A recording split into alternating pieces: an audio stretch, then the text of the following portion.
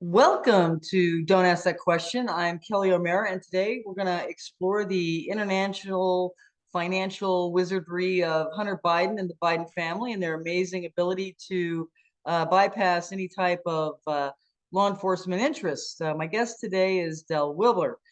Del is a former police officer and undercover CIA officer. In addition to being a regular columnist on townhall.com and America Out Loud, he also is the author of a very interesting book, In the Shadow of the Swords, the Baghdad Police Academy. He currently is involved in training and consulting work with elements of special operations community and internationally, as well as public speaking engagements. He's a recognized counterterrorism and security specialist. So thank you, Del, for coming on Don't Ask That Question. Well, thank you for having me. Look forward to chatting. It should be interesting in light of recent events. I invited you on the show a couple weeks ago, and certain things have come up that I think we should maybe address a little bit, such as 2 days ago, former President Trump's home at Mar-a-Lago was raided by the FBI. And I was wondering what your take on it is. I mean, we hear what the press says that, they must have really heavy evidence in order to allow that. What's your take?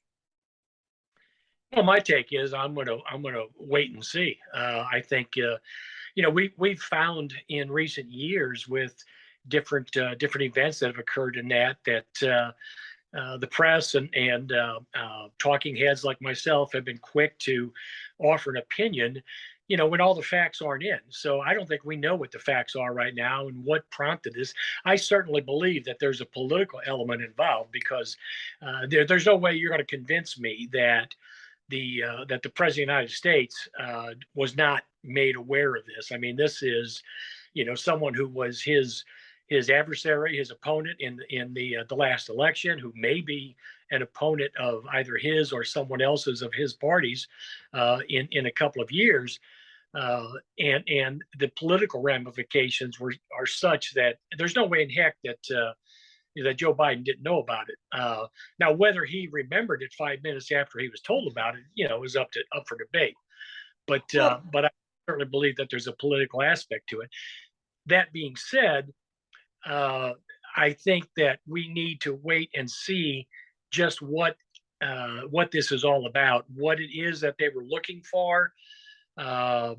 Knowing law enforcement, having been a cop myself at one point in my career, I can also understand and see that there may have been something of a fishing trip going on. Ostensibly, their search warrant was to look for, one type of item or whatever. But if they uncover any type of evidence that they consider to be something that merits, further investigation, then certainly they can, that's a all's fair, in love and war, as they say, and they can go after that evidence as well. So I think we need to sit back and wait and see exactly what it is the FBI was looking for, what the search warrant says, and then what they may have uncovered. If it's about the documents and solely about the documents, then I think this is a big nothing burger, because I would be surprised if this same scenario has not played out in the past with previous presidents. A tendency to drag their feet in turning over their personal papers and right. documents from their administration. So we have to wait and see. Well, it's interesting. You said that if the search warrant, allows, it's my understanding, and I could be wrong. That's why you're the expert, and I'm going to ask you. I thought a search warrant had to be pretty darn specific as far as what they were looking for.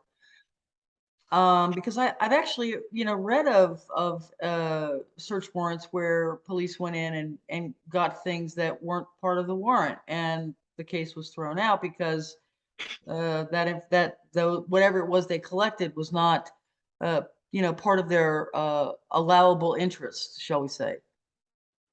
And that's true. There are some exceptions to that, and so that's what I mean. That would be determined by a judge whether or not evidence that was uncovered of a, say in respect to a search warrant that went into a place to look for drugs. And in the course of that investigation, of that search warrant, they discovered evidence of a horrendous crime, a homicide or something. Then that that can be admitted by in a court of law. Again, it would be up to a judge to decide that. Is But it I a think plain, is it a case of in plain sight? It's also, isn't it also true that when you're doing a search and you have a warrant, if you find something outside of the scope of the warrant, it has to be in plain sight? In other words, they can't be digging through your drawers for it. right, yeah, exactly. And there's and I'm trying to, because I mean, it's been a lot of years since I was a cop, so I'm sure Sure. that there are changes in that. Certainly, there's probably been some Supreme Court decisions that dealing with this subject that I'm not aware of in that. But there's the forbidden fruit that was at one point in time where you could not uh, get any evidence in that was outside the purview of the search warrant. So again, it would be up to a judge to decide. But I think that's where the political aspect of this comes into play, is that even if something may not be deemed admissible in court by a judge down the road, that you can bet your bottom dollar it's going to be all over the news media if there's Right. something negative that that could be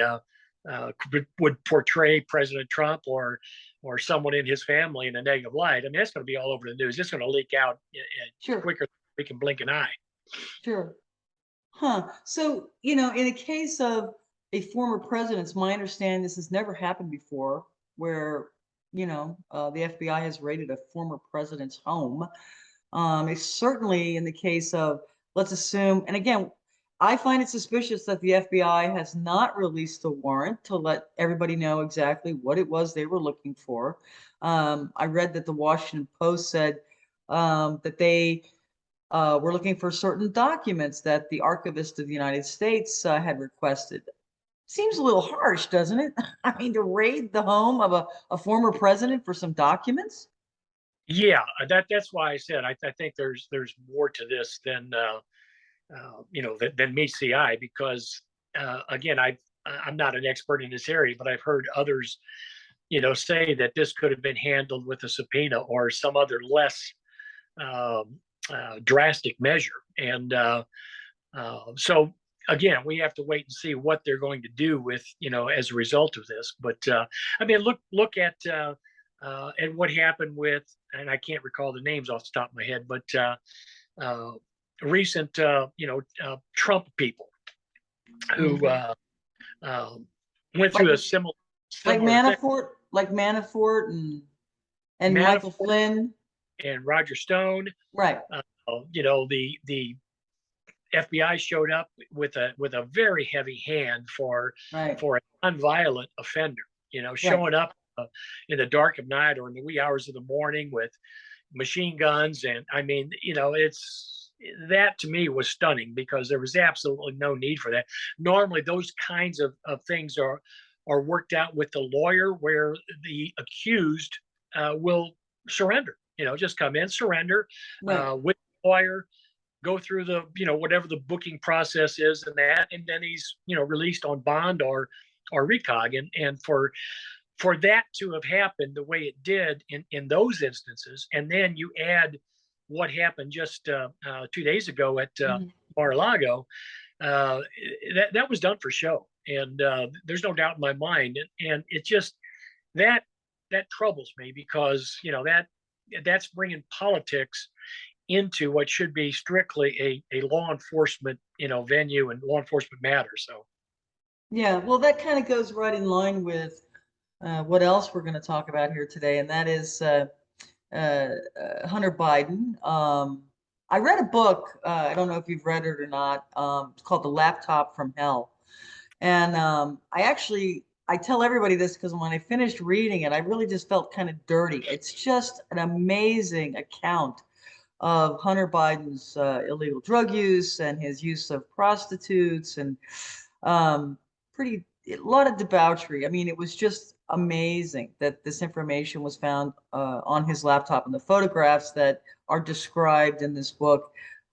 I couldn't understand um, how Hunter, the son of the president of the United States, the son of the vice president, the son of a former senator, could have such an enormous illegal drug, use problem, and at the same time be working with foreign entities doing business. I mean, huge business deals, big money, millions and millions of dollars, and not have the intelligence community swarming him. I mean, how does that happen? And how much of Hunter's business do you think is actually known by the big guy, by his dad? Oh, I think his dad knows about all of it. I think Joe Biden is lying through his teeth when he says he never discussed his son's business dealings.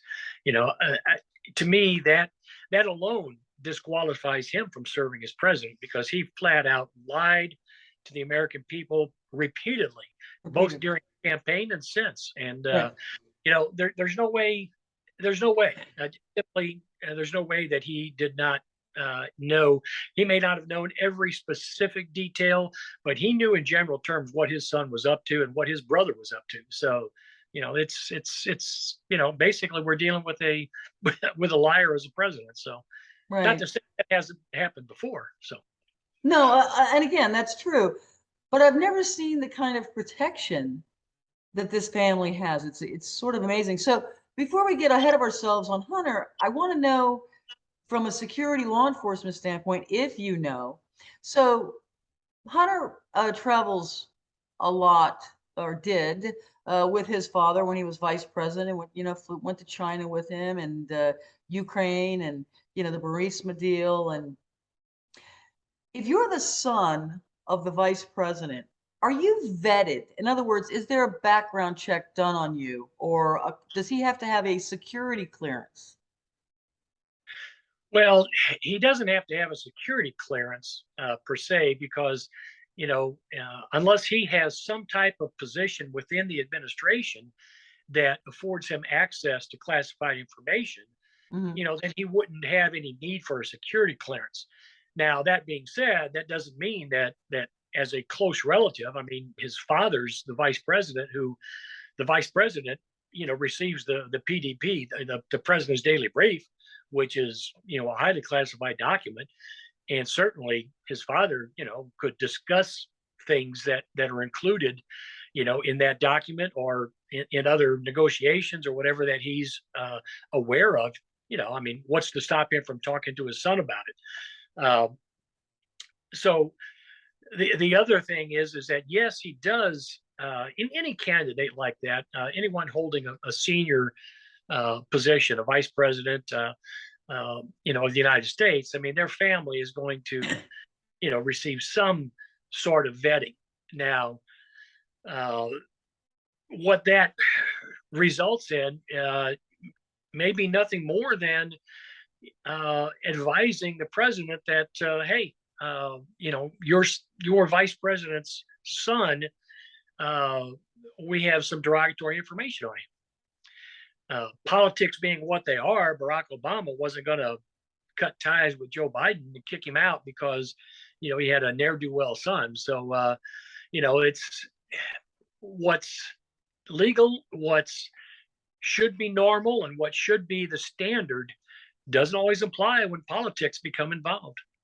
So, okay, so you brought up a good point. I mean, if Hunter is hearing any kind of classified information and he has no security clearance, there's no recourse for him anyway if you were to share that information, right?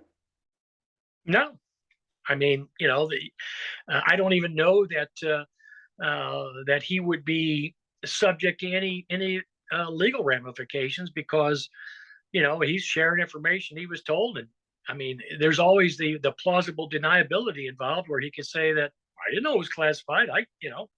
I'm not a government employee. I don't hold a security clearance. I'm not an expert in espionage or any of that type of work. And so Hell, I just shared something that I had received from my dad in a casual conversation. So, there's there's a lot of problems. I mean, I don't know if you recall, but there were some issues with in the Carter administration with Jimmy's brother. Billy. Bill. Yeah, and he was involved with, if I remember correctly, I think it was the Libyans. Yes. He had gotten involved in some sort of financial arrangement or some type of deal, and then that came under some scrutiny and some criticism from from the politicians and that in Washington D.C. So it's not something. What's going on with Barack or with Joe Biden and Hunter is not something new. I mean, it's been going on in the past as well. So Yeah, but I mean, this is sort of to a whole new level in the terms of I mean, Senator Grassley and Senator Ron Johnson have been investigating Hunter's business deals now for, what, a year and a half, 2 years. They've put out 3 reports, documented all the payments from these various Chinese companies into Hunter's companies, into James Biden's company. This isn't, at some point, I guess the question is, where does national security step in as far as Hunter's dealings? I mean, we're supporting a war in Ukraine, which happens to be the same country where he did his deal with Burisma. I mean, how odd is that? Oh, and also Hillary Clinton with her deal for what was the name of the company? Something One. So was it a uranium deal? yeah, Uranium One. Right. Yes. Right. So, I mean, again, where do the American people, feel like there's any kind of protection for their national security if politicians and their children, are wheeling and dealing millions of dollars of deals with absolutely no recourse? Well, I mean, there's two things. Number one is if there's that, the evidence that has been uncovered thus far and that's been reported thus far about Hunter Biden and his dealings, more than merits a special investigator and probably an indictment, as far as I'm concerned, just based on what we know right now. Mm. The other aspect is the news media. That's what's supposed to protect the American people. And if the traditional legacy news media is in the tank, for Right. the administration, and Right. they're not reporting on these things, and people have a misunderstanding, I guess, about the cable news networks and that. I mean, feel like CNN and Fox News and that. Their viewing audience, and you may know better than this or better than me on this, but it's in the single digit millions daily. 5-6 million people watch Fox News every day out of a country of 300 million. Right. The vast majority of people get their news from the broadcast networks, NBC, CBS, ABC, and if those entities are not reporting on these types of things, then most of the people aren't going to be aware of it. Right. And if they are aware of it, they may already have some, preconceived notions about the source. If it's Fox News, well, Fox is in the tank for the Republicans, or if it's CNN, they're in the tank for the Democrats. So, it's a situation where people just aren't being advised of it, so that they can be aware and they can make their own decision about what's going on and force the issue with the government and with law enforcement to take whatever steps are necessary to solve or fix these kinds of problems or prevent them from happening or continuing. So let's say, for instance, the Secret Service um, and our own intel, like CIA, NSA, certainly, I mean, I'm not so naive to believe that they're not fully aware of Hunter Biden's illegal activities. Okay, his illegal drug use, his use of prostitutes, um, his foreign financial deals. So the intel community is aware. They know. They've known for a long time. And tell me if I'm wrong. I mean, would No, they not know? you're absolutely right. Okay. So they know. What is their job? I mean, what is their job for national security? I know that they get paid to do a job, but don't they swear an allegiance to the Constitution? I mean, They do, yes. Uh, I mean, it's an absolute certainty that Barack Obama, as president, was informed of what was going on with the vice president's office. Uh, he certainly was briefed by his national security advisors, by his CIA director, FBI director, whomever, uh, as to what type of activity was either suspected or known that Hunter Biden and Jim Biden were involved in. I am absolutely certain of. But again, it gets into the political aspect of this, in that Barack Obama, were he doing what he should have done, would have been when he had this kind of information brought to him. mhm, He should have had a sit down, come to Jesus talk with Joe Biden to mhm. find out what he knew, and if Joe Biden was aware of any of this. He should have been asked for his resignation, or at least suspended him from his duties pending the results of an investigation that either cleared him when he could return to his duties or not. So So you're saying that the intel community is fully aware of this behavior, fully aware of it, absolutely, and they absolutely, and they're doing nothing. they're doing. uh, you know, they could be doing more. They could be coming public about this. Right. So Again, and who is their allegiance to? Is it to Barack Obama and Joe Biden and Hunter no, it's Biden? people. It's to us. It's to the American people is who their allegiance should be with. Right.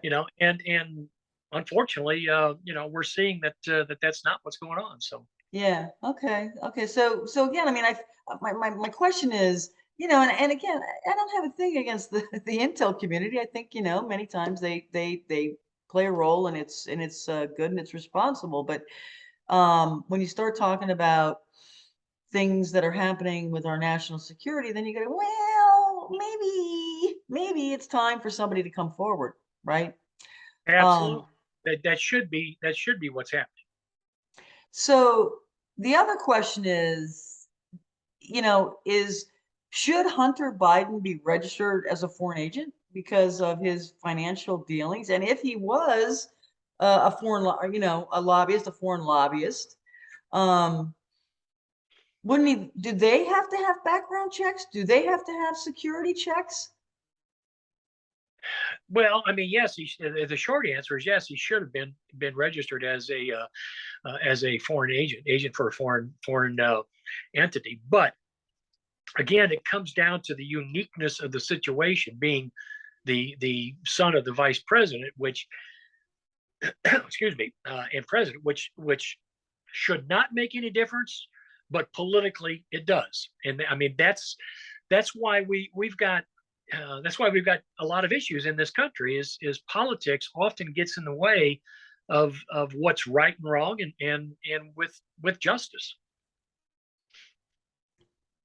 Okay, I get that, and I understand that often they cover for, um, the children of politicians, but when we start selling off our strategic gas reserves, petroleum reserves to our enemies, to the same companies who were doing business with the president's son, seems like a conflict there, just a little bit, right?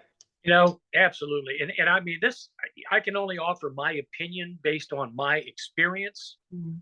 I can tell you right now, I think Joe Biden's compromised. I think the whole family's compromised. And to foreign intelligence, probably particularly China, but perhaps with Russia as well. And of course, I know from my experience, were I in a similar position, where I an intelligence officer working for China, I would be all over the Bidens. I would be all over Joe Biden and Hunter Biden and that, and saying, hey guys, guess what's going to leak out Right. if you don't play ball the way we want it? Right. You look at someone like Joe Biden, who's got a 50-year career in quote unquote public service. You know, does he want his entire career discredited? Does he want perhaps his son, his brother, maybe even himself to go to jail based on some of the shady dealings in that took place while he was vice president and in the interim between then and when he became president? I mean, it's I would be absolutely stunned if Chinese intelligence was not in a position of having some influence, maybe some significant influence on what our government is doing right now. Well, and again, the question is that, to me, and the reason I kind of keep going back to our intel agency is because, they know this. They know it. And they're Americans. They're Americans too, like, you and me. And yeah, they must see the damage that could be had against us as a country should Joe Biden be blackmailed or coerced or compromised by this information? And there's nothing. Yeah, one would think, but it may, you need to understand, or people need to understand, that they're all political appointees. The people that are holding these senior positions in our intelligence community are people who were aligned with Barack Obama, Joe Biden, the Democrat Party. Their philosophy and their ideology is the same. And so does that mean that I'm certainly not accusing all of them of being crooks or of being, not not serving this country to their their best of their ability, but their outlook, their perception is certainly guided by what their feelings are, politically and ideologically. So, it's were I in the same position and I was getting nowhere with the president of the United States, about what we've been discussing, I would resign, and I would go public. I would say publicly why I'm resigning. I'm resigning because there's severe evidence of compromise or threat of compromise in this administration, and nothing's being done about it, and I cannot be a part of it. And I would walk out the door. Simple as that. And that's what should be happening, but you're not going to see it. So we had I don't know what, 2 years ago, we had 50 Intel people sign a letter saying that the information on Hunter Biden's laptop, including Clapper and Brennan, by the way, they signed it too. And we know where their politics lie, but so they signed this letter saying that the information on the laptop was Russian disinformation, right?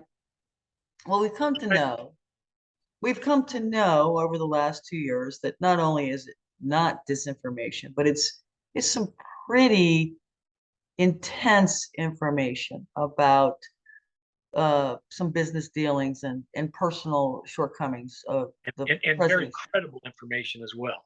Very credible, exactly.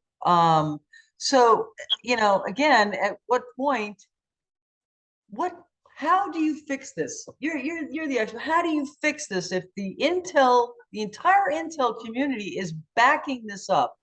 Okay, this nonsense for 2 years. And then there's no apology to, President Trump, who they've accused, as being a puppet of Putin the whole time he was in office, which is ridiculous.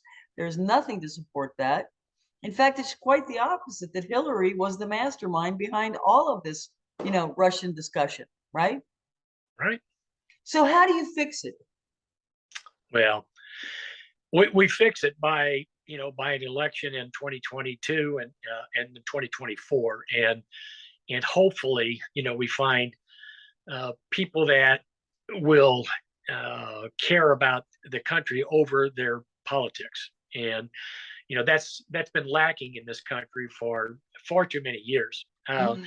Those individuals who signed that document, uh, I guarantee you right now, every damn one of them knew they were lying when they signed that document. They knew that that laptop was not Russian disinformation. Right. They knew darn good and well it wasn't. The stories and the rumors around Washington D.C. about Hunter Biden and his activities were well known. They were known by a lot of people, and they took their personal animosity and dislike of President Trump. They don't like him. They don't like his personality. They don't like the way he does business. They took that and let that guide their actions. You know, I'll be honest with you. I couldn't stand Donald Trump back in the primaries. I but once he got elected, there's no way in hell that I could vote for Hillary Clinton. So I supported him wholeheartedly. And during his 4 years in the presidency, he probably ticked me off at least once or twice a day. Mhm. But I loved what the guy was doing. I Mhm. loved what he stood for, and I loved what he was achieving. Mhm. So you know what? Personalities aside, I'm not voting for a personality. I'm not determining someone's value as a public servant based on their personality. It's on what they achieve, Right. what their results are. Right. And those people that signed that, those quote unquote intelligence professionals, Mhm. uh, they simply let their personal dislike of Donald Trump guide their actions. Yeah, well, do you think it's just limited to our intel? I mean, I often wonder, there is this whole, new world order reset with the World Economic Forum, the Klaus Schwabs of the world. Is this a bigger issue than just us? I mean, clearly, President Trump was stepping on a lot of toes internationally. He was a nationalist. It was America first, right? I'm sure that didn't go well internationally with some of these guys who have a different idea of what they want. Oh, absolutely. It wasn't just the intelligence professionals. I mean, it was people in the what President Eisenhower warned us about, the military-industrial complex. Right. Uh, people that have a lot of money tied up or the potential to make a lot of money. They don't want to see the gravy train come to an end. And I think they viewed Trump as a threat to that. So you just said a few minutes ago, you said that perhaps it's possible that Biden, may be compromised by Putin. In what way? Well, I mean, one of the tactics that intelligence agencies use is blackmail. You know, if you've got, I think I mentioned, uh, when you receive a security clearance, you go through a lot of briefings in that, and they tell you the kinds of threats that are out there, the kinds of things that have to be aware of, in that the type of tactics that our adversaries use to try to compromise you and then recruit you. And one of those tactics is blackmail. It's flat out. If you've got one of the things was infidelities. Married government employees who are fooling around on their husband or wife and that, and they're subject to blackmail. The Right. same with financial problems, people with money problems or with shady, you know, illegal financial dealings. They're certainly subject to blackmail, and it basically, being told that, hey, you're going to play ball the way we want you to, So, or this so, information will leak out. so if You know, that's true, well, so I'm a little now I'm confused because we came out with an entire media blitz about how Putin is evil, he's out of his mind, he's crazy, he has to be assassinated, right? And then we're supporting Ukraine in this war against Russia. So where's the compromise? It sounds like we're doing everything we can to get rid of Putin. Well, no, by compromise, I mean that you're put in a position where you're susceptible to being blackmailed. Your actions have made you a target and made you susceptible to being recruited by a foreign nation to Oh, either cooperate, provide intelligence, or have your actions influenced. And in the situation of a vice president or president of the United States, I mean, they're likely not going to be recruited in the classic sense of an intelligence operation, but they certainly can have their actions influenced. You know mm, how their public policy decisions, influenced on that might be more favorable to the country that's holding the hammer over their head. right, right, right, right. Of course, and I wonder now with China, we're doing so many wonderful things for China, that I'm not sure that that's not already happened uh, with this administration. Let me ask you this. When it comes to Hunter Biden's business deals, if these foreign entities that he's doing these, multi-million dollar business deals with, if they're half as good as our intel, okay, agencies, that they've already done a background on Hunter. They know all about Hunter. They know everything, right? And so these companies that are hiring him at 80,000 a week with Burisma to be an energy expert, they know his illegal drug use. They know what a problem it is. They know that at the time, he was an addict. So why would they hire him? What company would hire somebody that they know has these problems?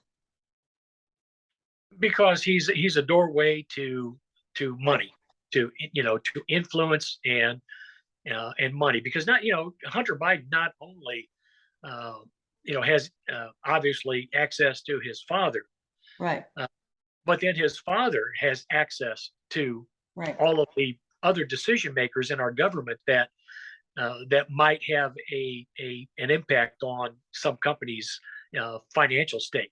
Um, you know, Brock or Joe Biden could pick up the telephone and call Nancy Pelosi and say, "Hey, we need to look at this particular business arrangement or contract or uh, potential opportunity in whatever country." And so they're paying for that. They're paying for the overall access that Hunter Biden not only has, but that he has in a secondary way through his father and through other senior officials that he has access to by virtue of his being the Sure. president's son. Sure. I mean, and actually, it's sort of a redundant question because you have to think that no legitimate businessman or woman, knowing Hunter's, background and his problems, would hire this guy to do anything, except for the fact that he's an access point to who they really need to get to.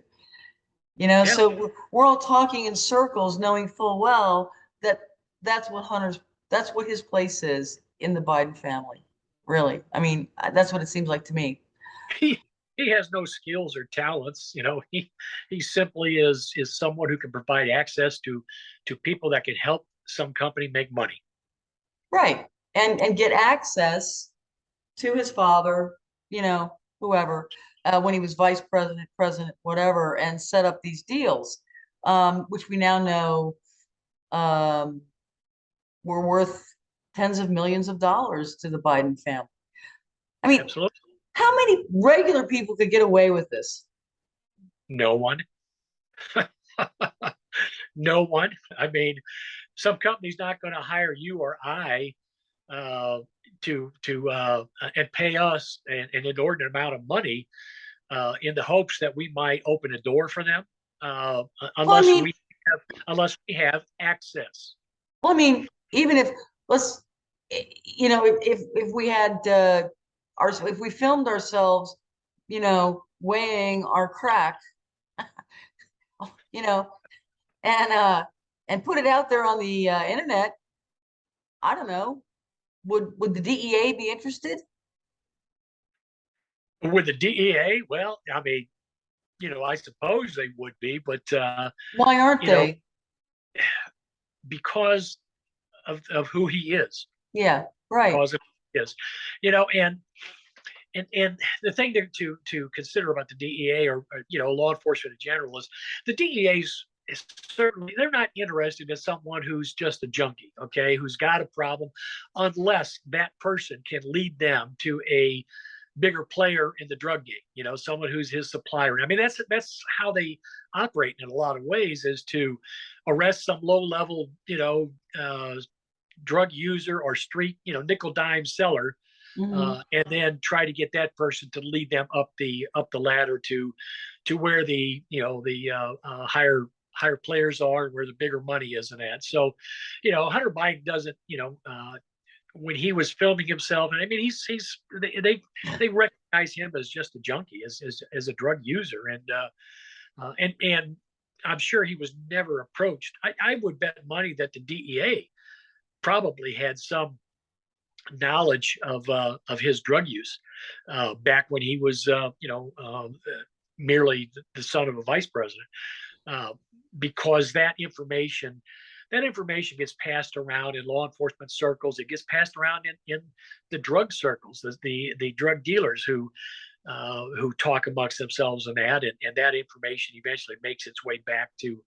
And in fact, it could have, the DEA may have reported at some point to administration officials that they were receiving information that Hunter had a drug problem. So, so it's obviously something that excuse me, that goes on. So, uh, Is it out of the realm of consideration to think, well, okay, the DEA knows that Hunter's, got this, horrific drug problem.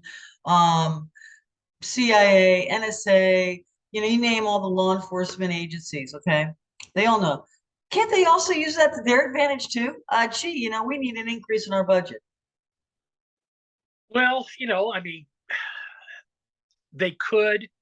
I would find it highly unlikely because uh, were I in the position of being the president or vice president, that would probably really tick me off, and it would they probably view it as something that would backfire on them, really. So, it again. We're talking about as far as I know, and I like to study history now. We're in an unprecedented situation. I don't think we've ever had someone who has been involved in this kind of criminal activity, uh, that is related to, closely related to the president of the United States, than Hunter Biden is. I Right, don't think it's ever happened. Have there been some scoundrels? yeah, Absolutely, but right, nothing to the level that Hunter Biden is. right. And of course, Joe said he's the smartest man he knows. So, I'm sure he's getting good advice there, right? Well, he's been Um, smart. He's been smart enough to keep his butt out of jail. So yeah, I guess. well, again, for the purposes of our interview, it's all about security to me, national security.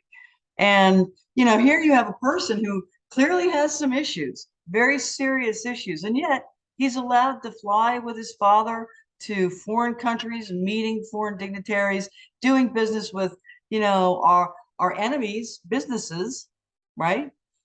Right. And he's untouchable no matter what happens.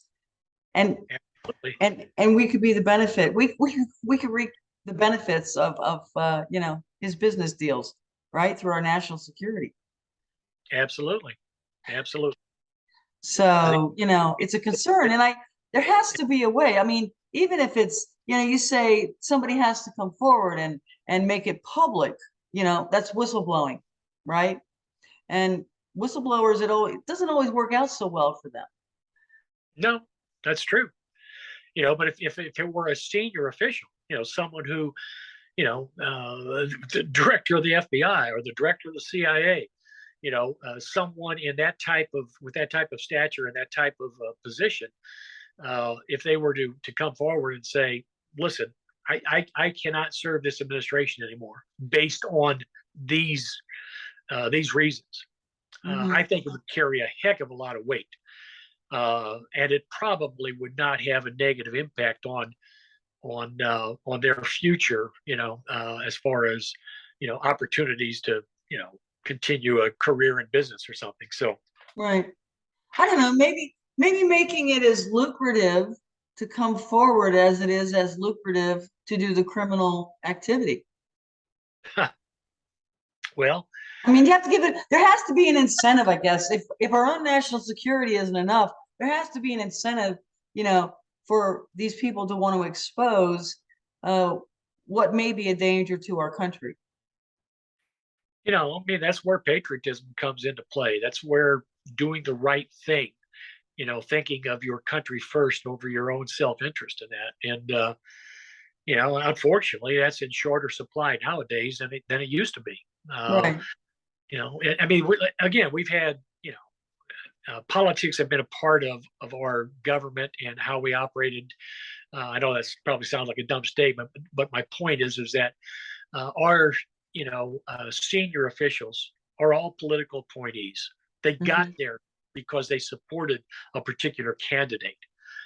Some of them have their own agendas that they're wanting to pursue in that, and so it's the system we're stuck with right now, and that's like, again, I think that's part of the reason everybody went after Trump so bad, was because he threatened that the freight train might come to an end. I mean, it's a given, but if this was you know Hunter Trump, do you think that the intel agencies would be letting it go? Oh, absolutely not. Like I said, they had a visceral dislike of Donald Trump. Again, I don't know what it was, his personality, whatever. They had a visceral dislike of him, and I think part of that was because of Trump himself, when he was very critical of people. I mean, one thing that used to really annoy me about Trump was how he would attack people personally. You know, uh, when they were working for him, they were great, as the greatest person on the face of the earth. If they left, yeah, they were second rate this, second rate that. His attacks were, I felt, unnecessary. And so I think a lot of people were turned off by that. That they just have a visceral dislike of him and how he does business. Excuse me. Excuse me. Okay, so look, Dell, before we wrap it up, why don't you tell everybody about your book? Like I said, I read it and I think it's pretty interesting. Go ahead and share some of that with us and where they can get it. Okay. Well, it's available on Amazon and a bunch of. If you Google it, you can find this at a bunch of different booksellers. It was at Barnes and Noble, and they it's basically my story about the time I spent as a police instructor training Baghdad police cadets after the fall of Saddam, and we were trying to reconstruct the country. It's about my experiences, the people I worked with. So it's not just a book about, well, me and I did this and I did that. It's about the people we worked with, I worked together with. It was a great group of people. Some of the challenges that we faced, obviously, trying to rebuild an Iraqi police force in the middle of an ongoing war. A lot of humor involved, because we that's one of the ways we kept our sanity, was to try to play practical jokes on each other, and just a lot of laughter in that, which I think is something you find in law enforcement anyway, kind of that gallows humor, and the same in the military, where that's how sometimes you deal with the stress and the danger is by You might be scared to death when you're in the middle of an ambush, and then after the fact, you're laughing with your friends about it. Mhm. So Mhm. it's the story of, I think that was, I don't think it's been told by anybody else about the good, the bad, and some of it ugly about our reconstruction efforts in Iraq after the fall of Saddam. Okay. Look, I just have a quick question, and I don't know if you're familiar with it. Remember Abu Ghraib? Yes. What did you think about that? I mean, because that was police basically, you know. Well, I thought it was criminal. I thought it was stupid. Uh, but I thought our reaction to it was even more stupid. You In what know, way? In what way? that should have been handled in house. Uh, yes, they should have been punished. They should have had their butts kicked. They should have been punished, held accountable for what they did. But when we broadcast it around the world, it inflamed the Muslim community and the people that we were fighting over there. Some we were trying to to be allies with, and that cost American lives. So that's why I Really? say handled differently, because American soldiers died as a result of those videos and the photographs of that, and the stories that were related about what happened in Abu Ghraib, and you know uh, we have a bad habit of airing our dirty laundry for everybody to see. Some of that is necessary and appropriate, but in this case, I think it could have been handled differently, and it should have been handled differently, because lives were at stake, and it turned out that lives were lost indeed. Hmm. How, and again, I'm just kind of throwing out some questions that just kind of came to my mind. They have nothing to do with Hunter Biden, but what do you think about the way we left Afghanistan? Unbelievable. Is that a intel failure? Uh, well, it was a failure of the Biden administration, which you can include the intelligence. My understanding is that he was given intelligence that basically was telling him what was going to happen. But he had made up his mind. We're pulling out, and we left. And you know, I agreed that we needed to bring that war to an end, but it needed to be done the right way. Mhm. And I think Trump was trying to do it the right way. Whether he would have had any more success, I don't know. But I do know that when he basically told the Taliban stop killing our soldiers, they stopped. And Mhm. we should have had a much better plan in place. Bagram Airfield should never have been given up, uh, but we did, and now we're dealing with the consequences, and the ramifications are going to be long, and they're going to be with us for a long time. So is it wrong? Is it wrong of me to assume that we still have intel over there? Well, I would hope we do, but I, Is I, it? I suspect our capabilities have certainly been diminished. Mhm. I mean, whether they're, you know, white Caucasian Americans or, you know, those who are supporting us. And certainly we don't leave countries completely. I mean, we have to know what's going on. And I think there are still Americans over there.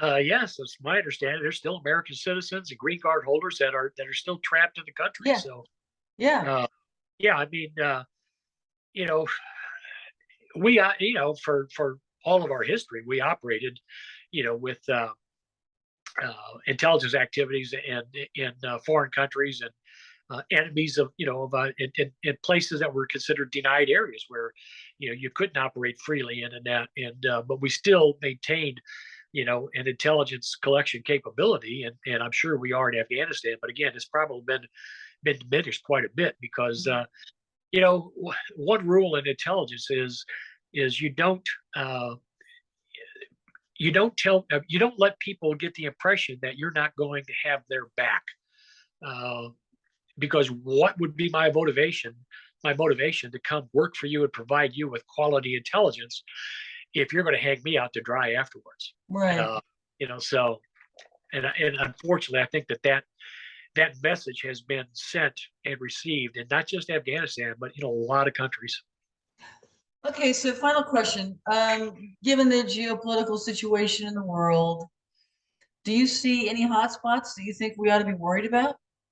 Other than the obvious Ukraine and I think Africa is going to be a hotspot because China is moving into Africa in full force. And so I think we're probably going to see, some insurgency activity in some of the countries that are more favorable towards the West. It's going to happen, and so I think Africa is going to be an area of major concern in probably the not too distant future. wow, okay. Well, Dell, our time is up. I want to thank you so much. Again, please give my viewers the name of your book again, It's In the Shadow of the Swords, the Baghdad Police Academy. and they can get it on Amazon and bookstores. Yeah, yeah. So All right. Well, thank you so much. I appreciate you coming on. thank you for having me. It's been a pleasure. Thanks.